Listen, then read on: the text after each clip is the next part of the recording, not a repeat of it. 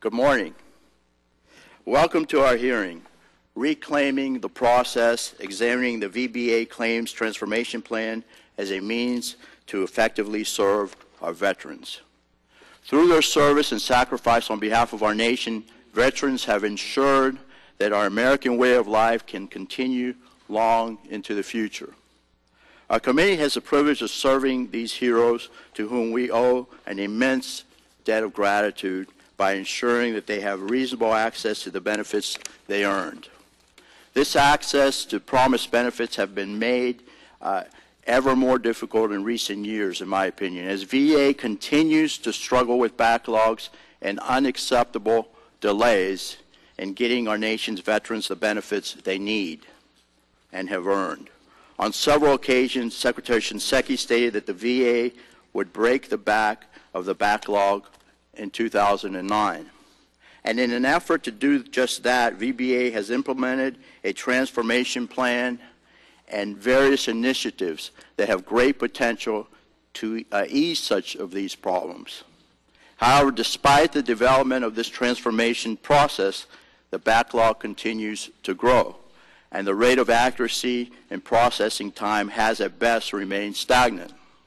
Today, we will examine VBA's transformation plan and the effectiveness of these initiatives in resolving the core issue of processing time, accuracy of decisions, and eliminating the backlog.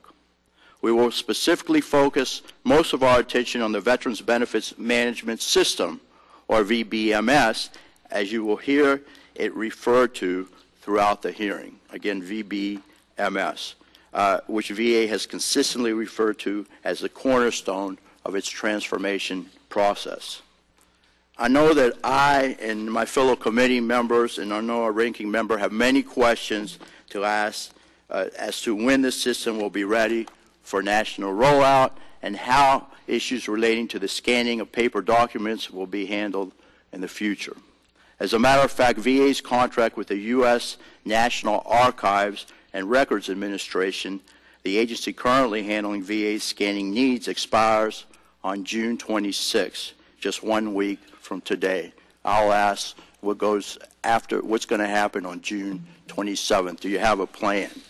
Unfortunately, the VA has waited until the last, again, the 11th hour to address this need, and to the best of my knowledge, I understand VA is working on contract solicitations. This hearing also will focus on several of VBA's other transformation plan initiatives, including disability benefit questionnaires, simplified notification letters, fully developed claims, and the iLab and the appeals design team. Although I applaud VA for taking initiatives to transform the claims process, we must ensure that these transformation efforts continue to progress in the right direction, and they are ultimately helping veterans obtain the benefits they have earned. It is time for VA to uphold its responsibility to our veterans and to the American people to break this cycle and deliver the benefits that the agency was created to provide. Also, I want to bring in an additional issue to the attention of the VA witnesses. Last week, Chancellor of the Florida College System informed the committee staff that VA has determined that 23 of the 28 Florida community colleges would not qualify to provide training under the VRAP program that was part of the Vow to Hire Heroes Act passed last November. The reason given for this denial is that each of the 23 community colleges awards a very limited number of bachelor degrees, most often in technical and healthcare fields, such as bachelor's degrees in nursing. It is clear to me that VA is ignoring the traditional community-focused approach those schools continue to offer. Unlike four-year schools that offer bachelor's and higher degrees, generally without regard to the local needs, these schools continue to provide education and training that reflect what their surrounding communities need.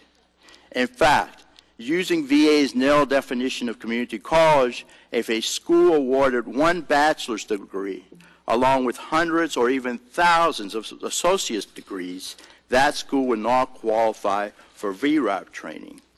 It is like saying and this is an analogy that a bank that offers coffee to patrons is no longer a bank and is now a Starbucks. This issue is not limited to the state of Florida. According to the American Association of Community Colleges, 64 of their members, again in Florida, Nevada, Georgia, Texas, North and South Dakota, Puerto Rico, Arizona, Utah, Kansas, Wisconsin, New York, Oklahoma, Pennsylvania, Hawaii, Vermont, Indiana, and Washington award or are authorized to award limited numbers of bachelor degrees. I will note that several of these states have high unemployment rates among veterans. Under Secretary Hickey, the VRAP legislation is intended to retrain unemployed veterans, and we cannot let even one of those slots go unfilled. I urge you in the strongest possible way to consider the spirit of the VRAP provision in defining the term community college and to ensure that veterans in these 18 states that I mentioned are given the opportunity to retrain for high-demand jobs. Thank you very much, and now I'll yield 5 minutes to our ranking member, or if he chooses a little longer, to our ranking member, Mr. Filner. Thank you. You're recognized, sir.